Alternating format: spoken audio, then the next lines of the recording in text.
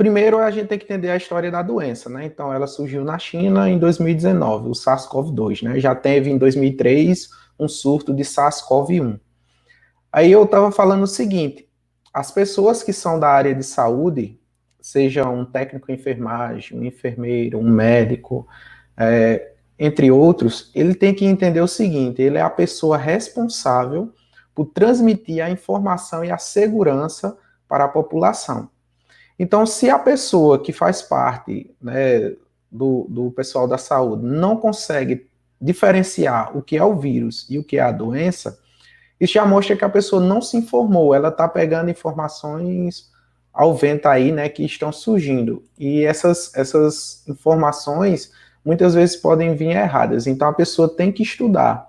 Não é porque eu sou formado desde 2010 que não tenho que estudar. Então, o que é que eu faço? Eu pego, tá saindo matérias em vários jornais, em várias revistas, também em blogs, tudo.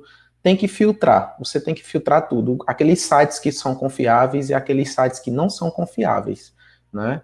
Tem que sair filtrando, porque a gente já vem passando por um processo de fake news.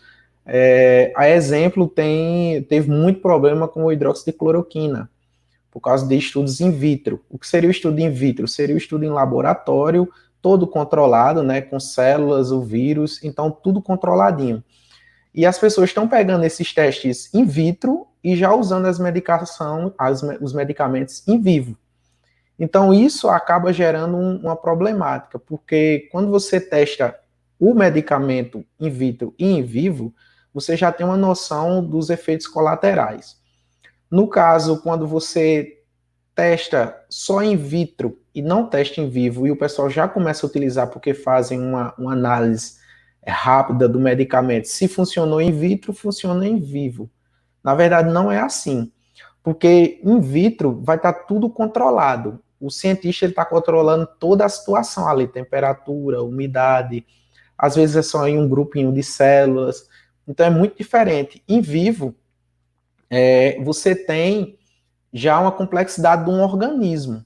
Então, não é você pensar só na célula, mas sim a diversidade do organismo. Então, o organismo, ele vai ter células de defesa, vai ter as células que o medicamento vai agir. Então, tudo isso vai afetar na utilização de um medicamento. Tá certo? Tudo isso vai mudar esse panorama. Então, assim, eu sei que é chato pedir para as pessoas não se automedicarem porque viram um blog postando que tal medicamento funciona, que tal medicamento tem efetividade. E, pelo incrível que pareça, muitas pessoas estão se medicando com a ivermectrina, né? Que seria um medicamento para combater vermes. E foi comprovado, sim, por um estudo australiano, se eu não estiver enganado, que o medicamento, a ivermectrina, ela consegue barrar a reprodução do vírus, né, a sua replicação. Só que aí tem um problema. Eu estava pesquisando aqui e encontrei no material da Associação de Medicina Intensiva Brasileira que realmente o estudo ele comprova. Eles pegaram o estudo, só que a ivermectrina, ela também, ivermectina, quase não sai, ela também barra alguns outros vírus in vitro, a exemplo do HIV. In vitro, ela funciona, mas em vivo não, porque já é como eu falei, tem toda uma dinâmica. E são vários os medicamentos que são utilizados in vitro, né? Que na verdade são vários medicamentos que in vitro funcionam, em vivo não. Como eu falei, a ivermectina ela funciona in vitro. Já tem pessoas utilizando e dizendo que tem uma resposta boa, que realmente está melhorando, tem gente que está se automedicando. Não sei se pode ser feito placebo ou não. Para isso, alguma empresa teria que pegar o material, né, pegar a ivermectina, utilizar ela, fazer os testes em vivos, aí sim a gente teria uma resposta. Porque cientificamente ainda não tem nada comprovado, ainda estão fazendo os testes. Do mesmo jeito que fizeram os testes na hidróxido de cloroquina ou cloroquina, já estão fazendo os testes na ivermectina. Só que ainda não tem nenhum dado científico. As pessoas estão fazendo o boca a boca, né? Já tem cidades distribuindo esse medicamento. A curto prazo, realmente você pode ter uma melhora, mas a longo prazo não se sabe, né? Tem essa problemática aí de a longo prazo. Não se sabe o que pode ocorrer ou não a longo prazo. A ivermectina, ela vai ter alguns colaterais, né? Por exemplo, reações dermatológicas, gastrite, neuromusculares e cardiovasculares, né? São alguns efeitos colaterais da ivermectina. Então, pacientes com patologias neurológicas, musculares, miocardíacas prévias devem ser analisados antes de utilizar a medicação. Então, se a pessoa tem problemas neurológicos, musculares, cardíacos, então ela tem que ter muito cuidado. Do mesmo jeito foi a hidroxicloroquina, né? As pessoas que tinham algum desses problemas tinham que ter muito cuidado, justamente por causa dos efeitos colaterais.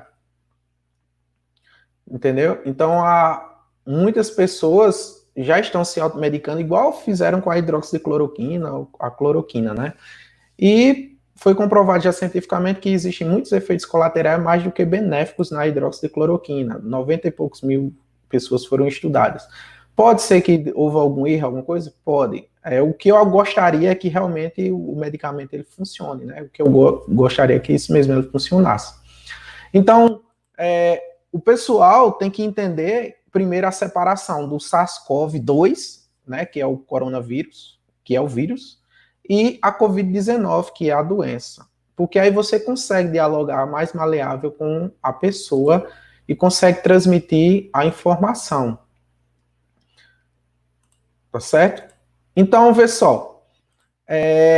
Os cuidados básicos que todo mundo tem que ter, e já foi dito várias vezes, né, por vários profissionais da saúde, pela OMS, pelo Ministério da Saúde, né, pela Secretaria de Saúde também, que seria a questão de lavar bem as mãos, né, utilizando detergente, sabão, que aí vai quebrar a estrutura molecular do vírus, evitar levar as mãos à boca, nariz e olhos, que seriam as mucosas, que seriam as vias de contaminação. Então, o fato do vírus, da pessoa que está doente, a saliva dela bater no meu braço, né, no meu rosto, não tem nenhum problema. O problema é se a saliva entrar em contato com a minha boca, com o meu nariz e com a mucosa dos meus olhos, tá certo? Então, por isso que se fala muito. A gente tem um costume natural, né, de coçar o olho, mexer alguma coisa no dente, né, e também no nariz. Então, muita gente vai sempre fazer a higienização do nariz e, geralmente, essa higienização você tem que fazer depois que você lava as mãos para evitar contaminação. Usar o álcool em gel, né, 70%, com hidratante, o que você quiser utilizar, né.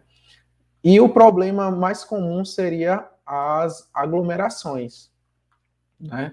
Então, a aglomeração é o que eles estão batendo muito, porque as pessoas, principalmente nesse período aí que houve a distribuição do benefício do governo federal, muitas pessoas foram sacar o dinheiro, né, e não tiveram nenhum cuidado, ou então ficaram várias pessoas juntas lá, né, não seguiram e não respeitaram a fila, o contato. Então, muitas pessoas podem sim ter sido contaminadas durante esse período da liberação desse benefício. Existe sim essa possibilidade. Lembrando que a infecção ela ocorre mais por pessoas assintomáticas, né? E não por pessoas. Quer dizer, por pessoas sintomáticas também, mas qual é o problema? Porque a pessoa assintomática, de 10 a 15 dias, como ela não vai ter nenhum sintoma da doença, então fica mais fácil do vírus se proliferar. Que aí seria uma estratégia bem básica, que a gente vai ver, né, quando for estudar, alguém quiser estudar na evolução dos organismos parasitas, que é que você tem que ganhar o organismo ele tem que ganhar o maior tempo possível até o parasitado perceber que ele está infectado. Então esse vírus ele consegue ganhar de 10 a 15 dias, contaminar mais pessoas até surgir os sintomas. Então, evolutivamente, ele tem uma vantagem. Você, assim que pega o vírus, não já tem os sintomas, então vai demorar bastante. E durante esses 10, 15 dias, a pessoa infectada consegue transmitir para várias outras pessoas.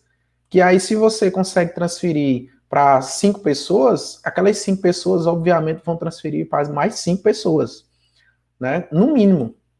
Cada uma delas para mais 5. Então, isso acaba se tornando uma forma rápida de disseminação da doença. E as estratégias da OMS, que seria evitar essas aglomerações, utilizar, lavar as mãos, evitar o contato com a mucosa, as mãos com a mucosa, evitar aglomerações, sair de casa só quando necessário, isso aí já é para evitar essa problemática, né, essa escala. Então, alguns protocolos da saúde, eles não divulgam os nomes do paciente, né, porque isso aí seria uma violação. Realmente, o pessoal às vezes fica falando que é para divulgar, mas eles não podem divulgar, tá certo? Porque isso aí seria uma violação, né, dos direitos do paciente, tá certo? Então, qual a estratégia que deveriam ser feitas, né? Como foi feito, como o João fez, na verdade, as pessoas deveriam se conscientizar. Como assim? O que foi que João fez? Né? E se vocês depois quiserem procurar o Facebook ou o Instagram dele, tem lá a publicação dele, né, falando que testou positivo para o novo coronavírus, tudo mais. Do mesmo jeito, eu acho que Antônio, o namorado de Maísa, fez a mesma coisa, já para evitar, né, a fofoca e as pessoas inventarem muita coisa. João disse que teve situações que o pessoal falou que ele já estava internado em Campina Grande já para morrer. Então vejam que as pessoas, o pânico é tão grande, o medo, que as pessoas começam a criar coisas, fantasiar situações que não existem. Então, essa forma de você estar falando, mostrando que realmente está contaminado, na verdade ajuda as outras pessoas. Isso é um momento de ajudar. Você, quando está contaminado, você, quando fala que está infectado, você não acabou sumindo e você não é como é que se diz, o demônio, o mal não, em forma de gente, não. Igual se tinha no período lá da Idade Média, que uma pessoa que tinha lepra, foi Deus que puniu ela e ninguém poderia chegar perto. No caso da doença, deve-se evitar realmente o contato, a aproximação, porque ela é uma doença muito contagiosa. Então, sim, a pessoa vai se afastar dos demais? Vai, para evitar justamente as novas contaminações. Que aí a contaminação está sendo muito rápida, né? Via as vias aéreas, no caso aí, o pessoal se infectando por vias aéreas, tudo mais. Então, aquela questão de você utilizar talheres, copos de pessoas contaminadas ou possivelmente contaminadas devem ser evitados. O pessoal culturalmente diz que quando uma pessoa utiliza um talher e você não quer comer naquele talher, diz que você tem nojo, que diz que a pessoa é cebosa. Não, isso é só uma questão de higiene. O fato de uma pessoa comer em um talher, utilizar um copo, não quer dizer que por você não utilizar, você está desprezando aquela pessoa. Na verdade, você está seguindo um dos protocolos, né, que é para evitar justamente a contaminação, seja de qualquer patógeno, né, de qualquer doença. Então, quando você sabe quem é a pessoa que está infectada, automaticamente, né, a pessoa comunica às pessoas que convivem com ela, isso facilita muito, porque digamos que eu esteja, né, esteja contaminado. Então, o que é que acontece? Todas aquelas pessoas do meu convívio, elas têm uma grande possibilidade de estarem também, né? Então, existe uma grande possibilidade. Então, o fato da pessoa falar ajuda bastante, porque no momento que a pessoa diz, eu estou, né, infectado com o novo coronavírus, automaticamente todas aquelas pessoas do convívio já vão ficar em isolamento, porque elas também tiveram contato com aquela pessoa. E automaticamente, todas as pessoas que tiveram contato com aqueles parentes da pessoa infectada também vão ficar em quarentena. E, consequentemente, as outras pessoas também vão. Então, vejam que é uma cadeia muito boa para você equilibrar a problemática da proliferação, da infecção, né? Do contágio. Você tem que pensar nisso. O controle do contágio, ele vai ser no momento que as pessoas se conscientizam. E a parte mais difícil que todas as secretarias de saúde estão enfrentando é justamente controlar as pessoas, né? Esse controle. Como é que eu vou controlar fulano A, B, C, D? Não tem como eles controlarem, né? Na verdade, você fala, mas a pessoa acaba, né, não seguindo os protocolos. Então, tem várias situações de pessoas que vieram de outras cidades, né, saíram lá de outras cidades, e não seguiram os protocolos passados pela Secretaria de Saúde. Então, a secretaria segue o protocolo corretinho, passa para as pessoas, e mesmo assim, essas pessoas não seguem o protocolo. Aí, quem acaba sendo prejudicado são as pessoas que estão saudáveis, digamos assim, né? Então, se vier uma pessoa de cidade X contaminado e ela não segue os protocolos, automaticamente todas as pessoas do convívio dela correm sim o risco. Aí as pessoas podem dizer, ah, mas eu não estou doente. Lembra que eu falei que é de 10 a 15 dias para começar a aparecer os sintomas. Essa doença, né, a Covid-19, ela não é assim, você está contaminado, já fica doente, não. Primeiro você testa positivo para o vírus, aí depois vai começando a desencadear, né, as problemáticas. Então é como a Sofia falou aí, a pessoa continua sendo vetor de transmissão quando está infectado, né, e não avisa, não alerta as pessoas. Por que eu falo tanto de você alertar e falar? Vê só, em cidade grande, em São Paulo, não tem nem necessidade de você saber quem está infectado, não tem lógica. Uma cidade com milhões de habitantes. Mas uma cidade com 4 mil habitantes é muito fácil. É muito fácil. Porque a pessoa que está infectada, no momento que ele comunica que está, né, que fez, testou positivo, todas as outras pessoas do convívio vão, né, também entrar no período de isolamento social, na quarentena, né, vai ter as nomenclaturas aí de cada um. Mas aí a pessoa que está infectada se isola, os parentes ou pessoas próximas se isolam também, automaticamente quem teve contato com a pessoa que está infectada, com os familiares também se isolam, e automaticamente as outras pessoas também se isolam também. Então forma uma pirâmide, uma sequenciazinha ali, né? Um efeitozinho dominó. Você acha um e, consequentemente, vai bloqueando os outros. Porque qual é o problema? Se a pessoa diz que está, né, testou positivo, os familiares dele não se preocupam, automaticamente eles podem sim também ser um vetor de transmissão, eles podem ser, né, um agente transmissor. Aí, meu amigo, vai só subindo exponencialmente nesse quesito, né, a contaminação, só vai subindo. As pessoas vão cada vez mais transmitindo, transmitindo, transmitindo. Então, sempre deve-se evitar o contato com as pessoas que estão contaminadas por isso, porque automaticamente você pode se contaminar. Evitar receber essas pessoas também, né? Aí é igual um amigo me falou, se eu não sei quem está doente, como é que eu vou evitar de visitar e como é que eu vou evitar de recebê-lo, né? Então, por isso que se faz necessário conhecer, né, fazer o mapeamento. Quando você descobre a pessoa que está infectada e começa a mapear, fazer o mapeamento, você começa a descobrir primeiro da onde possivelmente ele contraiu a doença, né? Você pode pegar e fazer o mapeamento dos possíveis contaminados, né? Isso aí já é muito gratificante em controles, porque você começa a barrar esse movimento, que aí é justamente o que alguns países conseguiram fazer. Eles mapearam toda a contaminação. Então, isso é um trabalho longo e demorado a nível de nação. Mas a nível de cidade pequena, é muito fácil você fazer esse mapeamento. Você consegue fazer esse controle. Então, você vai, pega a pessoa que está infectada, faz o mapeamento de onde possivelmente ele contraiu o vírus. Depois que você encontra esse local, você, obviamente, de onde ele foi contaminado, você pega e faz o mapeamento das possíveis pessoas do seu convívio que podem estar contaminadas e também coloca eles em isolamento. E também vê com as outras pessoas que tiveram contato com essas possíveis pessoas infectadas. Então, você vai fazendo uma escalazinha progressiva aí, crescendo, e os números eles vão sempre aumentando, porque se é uma pessoa infectada, Tem 5 pessoas que teve convívio com ele, então aquelas 5 pessoas já são possíveis pessoas infectadas. Que essas 5 tiveram contato, por exemplo, cada uma com mais 3.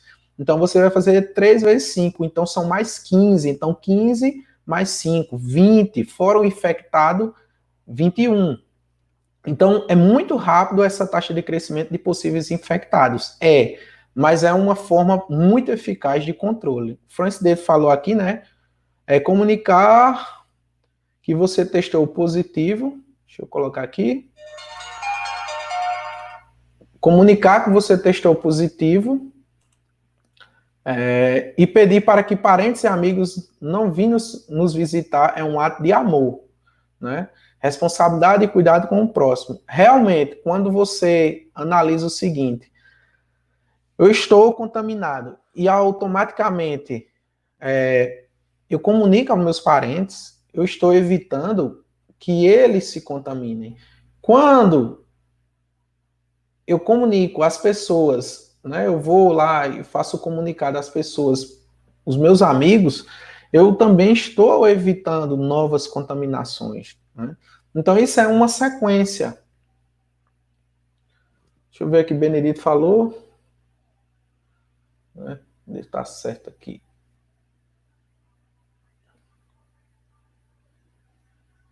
Então o pessoal falando aqui, mas bora lá. Eu estava sem o áudio, né? Mas depois já resolvi. Então, vejam só, é igual meu amigo Francis David falando aqui.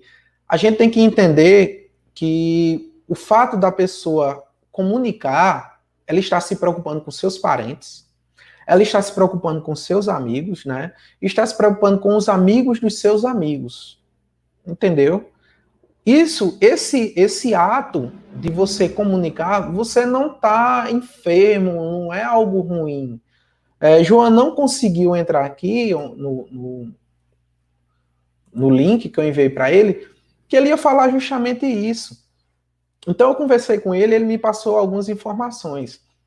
Primeiro, ele se isolou no quarto, né? Então ele levou todo o material que ele precisaria para utilizar lá no quarto dele, televisão, som, equipamento musical, né? Ele tem no quarto dele, ele vai ter o banheiro, então não há necessidade dele sair na casa. A mãe dele e a avó dele mal tiveram contato com ele, tanto quando ele sai de dentro do quarto, se ele utilizar qualquer coisa na casa, ele higieniza, né? Ele toma o maior cuidado de todo o material que ele tem no quarto também, higieniza tudo. Ele não saiu de dentro do quarto, no caso, quando saía era raramente na casa para ir pegar alguma coisa, beber uma água, mas aí tudo meticuloso, porque ele sabia que se a mãe dele ou a avó dele indo lá na casa dele para ajudar em alguma coisa, raramente, elas poderiam ser contaminadas, né? E o pessoal bota na cabeça que o fato de ele estar com o vírus, automaticamente a avó e a mãe estão também. Não, não é assim. Tem que ver toda a sequência. Por isso que eu digo que tem que se fazer o mapeamento, para você entender a logística da contaminação, né? Então, quando você faz esse mapeamento, tem uma segurança, bota toda uma equipe para trabalhar e montar essas estratégias, a população, quem sai gratificada com isso, quem sai ganhando, né? Então, a pessoa, quando testa positivo, muitas vezes ela entra numa espiral, ela não sabe o que fazer. Então, esses pontos o primeiro passo, você sabendo que teve contato com alguém que possivelmente está contaminado, né? O fato de você saber que está também, o primeiro passo é você comunicar às autoridades, né, do seu município, a Secretaria de Saúde. Depois, ou antes também, você quem vai escolher a sequência, mas você tem que comunicar, a Secretaria de Saúde tem que comunicar os seus parentes. E tem que comunicar os seus amigos próximos. Isso é um ato de solidariedade com os seus parentes, amigos e população em geral. O fato de você pensar, eu agora estou contaminado, não posso dizer a ninguém, não tem como. O pessoal sempre vai saber, tem uma forma. Porque cidade pequena, primeiro que as pessoas saem muito de dentro de casa. Então, no momento que eu parar de sair de dentro de casa, no momento que eu me isolar, as pessoas vão entender que há algum problema. Por que Aldemir não está mais saindo? Por que Aldemir não está indo mais trabalhar? Né? Então, esse quesito de tentar esconder as coisas, ele não funciona e é até pior, é mais chato, porque as pessoas ficam criando as coisas, né? Então, a pessoa falar, dizer, igual os meninos fizeram, a grande maioria lá de Baraunas, né, de Baraúna, eles falaram, mostraram que estavam realmente contaminados e tudo mais. Isso ajuda muito, ajuda bastante a todo mundo que quer evitar ser contaminado. Então, você tem que manter a calma, entrar em contato com as autoridades, com familiares, com amigos próximos, para todo mundo se prevenir, ter cuidados, evitar e tudo mais. Então, essa seria uma das formas mais simples, né? E a pessoa que está contaminada, ele também tem que tomar os cuidados de lavar as mãos, higienizar tudo que utilizou, para não contaminar as novas pessoas. E quem está em isolamento, ele tem que trabalhar também a parte mental, a sua mente. Por quê? Você passar 15 dias, 10 dias dentro de casa e não ocupar sua mente, você corre um sério risco de entrar numa espiral depressiva, né, com o estresse. Então, tudo isso pode lhe afetar. Então, você montar estratégias para passar seu tempo, ocupar seu tempo, elas são necessárias. Como, por exemplo, ler um livro, escrever alguma coisa, assistir séries, jogos, utilizar meditação também ajuda bastante. É só procurar algumas coisas no YouTube que tem, meditação, yoga, né? Usar esse tempo livre também, quem tem crianças, brincar com as crianças, né? Porque atualmente as crianças, muitas estão vivendo isoladas, né? Eu tiro pelo meu sobrinho e a minha sobrinha, né? Eles estão lá com a mãe, não saem de casa, porque justamente ela tem medo, porque a criança é muito pequena, então ela não vai dizer, não vai saber dizer que está doente, né? O maior pode assim ainda dizer e tudo mais, mas a pequena, a bebê, não. Então, esse é o momento de ensinar as crianças, de rever algumas coisas da sua vida que você não teria tempo de fazer em casa, como produzir algo, né? Utilizar materiais recicláveis, refazer artesanato, escrever livros, historinhas, desenhar, né? Tem N possibilidades. Produzir um artigo, produzir uma pesquisa, própria ou em parceria, são estratégias que você pode abordar e utilizar, né?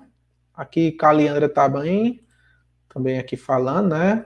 Que bacana, amigo biólogo, isso mesmo. Não é o motivos para ocultar uma doença. Justamente, o pessoal ainda tem aquela mentalidade, também quando a pessoa tem HIV, se oculta, né? Por causa do preconceito.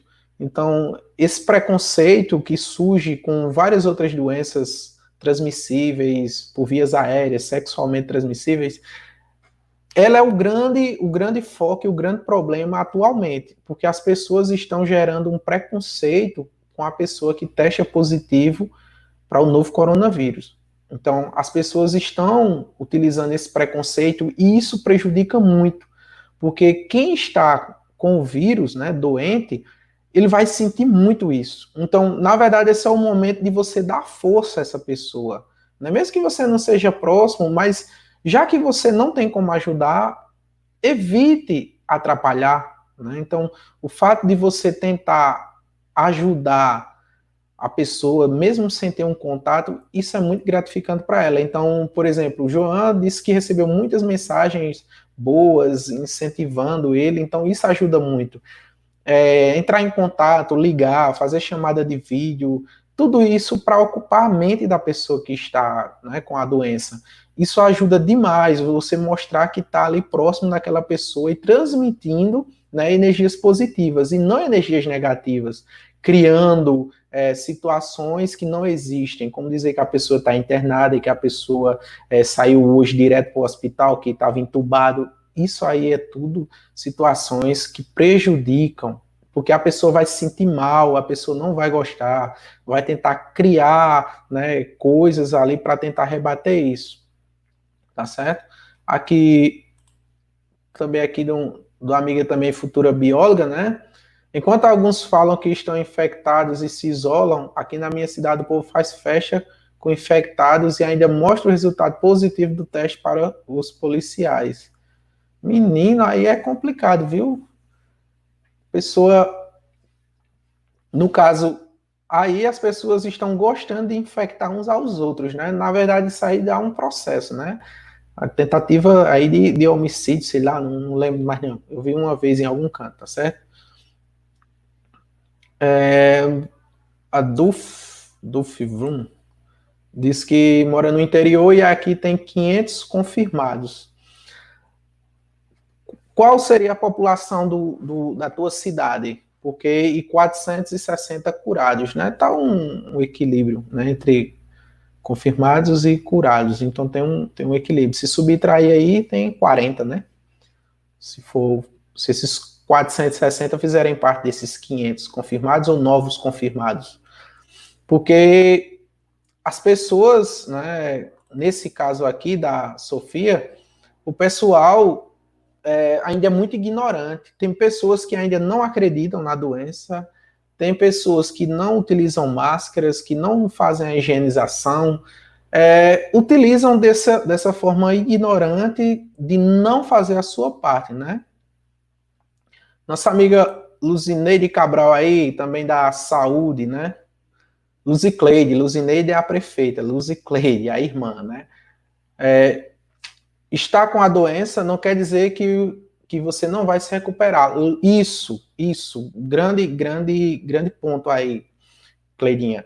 A pessoa que está contaminado, todas as doenças, quando elas são descobertas rápido, o tratamento é rápido e eficaz. Todas elas. Agora, se você demora a fazer os exames, descobrir que está doente, obviamente, se você demorar e o pulmão ficar muito debilitado, é muito difícil a pessoa se recuperar, dependendo da idade da pessoa, dependendo se ela faz parte do grupo de risco ou não. Mas é igual o João, acho que ele já vai fazer o teste agora para saber se tem ainda resquício do vírus ou não. Mas aí o que é que acontece? Ele só ficou em casa, tomou algumas medicações para melhorar a imunidade, evitar algumas coisas, e foi melhorando, né? Então, assim que é descoberto, ali logo nos 20, 15 dias de contaminação, infectado, a pessoa consegue se recuperar muito rápido. E a taxa de mortalidade do vírus é muito baixa, né, em relação a outros vírus que a gente tem por aí, que são muito letais. O problema é o quê? A taxa de infecção, como ele se propaga tão rápido. Então, o pessoal diz, a taxa de mortalidade dele é pequena. Só que aí se você pensar que a gente tem, por exemplo, 100 leitos de UTI, e você tem 1.000 infectados, daqueles 1.000 infectados, vamos dizer que 5% vão para a UTI. Então você já fica ali com a quantidade de leitos ocupados, né? Você 5%, então 50 leitos ocupados de 1.000 infectados. Então você já está com, se você tinha 100, você está com 50% já ocupado. Então, quanto mais pessoas são infectadas, né? Então você tem a curva subindo, então quanto mais pessoas, acho que é para lá, quanto mais pessoas têm infectadas, a curva vai subindo, menos leitos você tem. Então não é o fato da letalidade do vírus, mas sim o fato da quantidade de pessoas em leitos de UTI e a gente não ter, né, leitos suficientes para a quantidade de pessoas que estão sendo levadas para a enfermaria, UTI, porque se a contaminação for muito rápida, então não tem como. Eu estava vendo a questão dos Estados Unidos. A infecção lá, a pandemia, né, girou um surto. Então, Cleidinha, muito bom falar disso aí, que as pessoas têm que entender primeiro que o fato de você estar com o vírus, você não assinou o atestado de óbito. Não. Simplesmente agora você vai ter uma batalha contra esse agente patógeno e vai tomar algumas medicações e futuramente já vai estar curado, né? Carolina aqui também. Aqui na minha cidade tem 8 casos confirmados, 5 recuperados, graças a Deus, até ontem. Hoje não vi. Isso é muito bom, né? Quando a gente tem os casos confirmados, os recuperados, então, nesse caso aí, 5 confirmados, 5 recuperados, então 3, né? Se for fazer essa lógica. Porque tem que ver, você tem quantos infectados? Desses infectados, quantos se recuperaram? Né? Então, automaticamente, se eu tenho 8 infectados, tenho 5 recuperados, então só tenho 3, né, agora com a doença. O Zeixo falou do comportamento que as pessoas devem ter para reduzir e evitar a contaminação. Muito bom isso, é isso mesmo. Valeu, meu irmão. Aqui ninguém respeita a quarentena. Estão uns doentes na rua passando a doença para outras pessoas. O certo é chamar a polícia? Nesse caso aí, se a pessoa já foi orientada pela Secretaria de Saúde, né, do município ou do bairro a ficar em casa, pode sim utilizar, né, da polícia, porque aí consta como se a pessoa estivesse fazendo mal aos outros, então automaticamente ele está gerando um ônus àquela pessoa no quesito da saúde, né? Então, o fato da pessoa estar contaminada, ser positivo para a nova doença, ter tudo lá confirmando que ele está doente, você pode sim comunicar às autoridades, porque aí você está correndo o risco de ser contaminado também. Agora eu lhes pergunto, na sua condição de grande conhecedor da área, quais as medidas sanitárias as autoridades municipais em saúde devem tomar para evitar que mais pessoas se contaminem? Francis, veja só, eu tinha falado logo no início, né, anteriormente, que o primeiro ponto seria que eu acho que você viu o vídeo e até falou um pouco dele a gente nas nossas conversas, que eu já sinalizei quais seriam as formas, né, de uma cidade pequena ser contaminada. Das formas que eu falei, ocorreram, né, que seriam, no caso, visitar cidades vizinhas ou localidades onde tem a doença, né, comprovado, né, e ser contaminado. Então, eu não vejo as barreiras sanitárias como uma forma tão eficiente da forma que são utilizadas em todo o território nacional. Utilizar o material jogando nas calçadas, jogando nos pneus do carro, não. Se a contaminação ela ocorre grande parte pelas mãos, então se eu pego um objeto que alguém bateu saliva ali daquela pessoa, né, e contaminou, não há sentido de eu jogar, por exemplo, o material no pneu. O pneu ele vai esquentar no asfalto, né? Então automaticamente até certa temperatura vai degradar moléculas. Mas também ninguém vai ficar pegando em pneu. Quem vai ficar pegando em pneu é alguém que vai trocar um pneu de um carro, de um caminhão, de uma bicicleta. Então as maçanetas de carro, né, para abrir as portas, na parte posterior do carro ali da mala. Então pontos estratégicos do carro, o capuz ali onde a pessoa pode abrir eventualmente. Isso na utilização de barreiras sanitárias, né? Falando assim, a forma eficaz de utilizar e minimizar os gastos. Você pulverizar o chão, a calçada não tem sentido também. Ninguém vai ficar andando, passando a mão na calçada, né? Então você pode sim passar em paredes que o pessoal se escoram. Então, usar de forma mais eficaz essas medidas. Não é igual saíram jogando água com água sanitária em todo o canto da cidade. Isso é desespero. Primeiro, é gasto de recurso público, é desespero, é não conhecer, não ser conhecedor, né? São N problemáticas. Então, primeiro, educar. As pessoas devem ser educadas. Então, o primeiro ponto é educar. Se tivesse feito um trabalho de educação, começando, por exemplo, ali logo no início das aulas, preparando, né, a população, você barra já o primeiro ponto. As pessoas não têm uma educação sanitária de lavar as mãos, higienizar as mãos. Esse é o primeiro ponto para você evitar contaminações. Então, a educação, educar a população, depois fazer um trabalho de educação com as pessoas contaminadas, para que essas pessoas entendam a sua real situação, educar para que a pessoa, antes mesmo dela sonhar estar contaminada, já saber todo o protocolo que ela deve seguir. Lembrando que isso que eu estou falando é muito difícil de fazer, muito difícil mesmo. Né? Alguém pode dizer assim, você está falando, pensa que é fácil. Não, não é fácil. Eu não disse que era fácil, eu estou dizendo estratégias, né? Utilizar um mapeamento, tem que fazer um mapeamento, isolamento de setores, de pessoas, tem que haver uma conversa, né? E seria um diálogo mais extensivo para ver pontos, né, que poderiam ser eficazes ou não. Por que eu digo eficazes ou não? É igual conversando com o Ítalo. As estratégias, os protocolos para São Paulo, nem todos eles dão certo para Sossego. E nem todos os protocolos que podem ser aplicados em Sossego dão certo para São Paulo, e vice-versa. Então a gente tem que entender primeiro que é uma cidade pequena. Então alguns protocolos de cidade grande não funcionam aqui, né? Então tem que entender isso. Primeiro, montar estratégias, planos de ação. Esses planos de ação, na verdade, deveriam ter sido montados ali no início de janeiro, já sabendo da problemática que ia ter. Então deveria se ter um plano de ação, né? Ou se tem, não sei.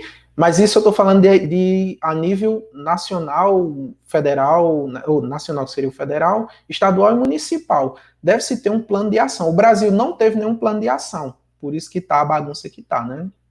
Aí as grandes cidades não tiveram plano de ação, por isso que está a bagunça que está. Só vieram perceber, quer dizer, perceber não, tomar iniciativas depois do carnaval, né? Que aí tem várias pessoas falando um bocado de coisa. Aí depois que houve todo um processo, ou seja, de janeiro, fevereiro, março, é que as pessoas vieram tomar algumas medidas. O Arthur, né, que a gente vai ter uma live aí falando sobre a importância das serpentes, a Cari também aumentou repentinamente. O que é esse repentinamente? Na verdade, não aumentou repentinamente. O que aumentou foram os resultados.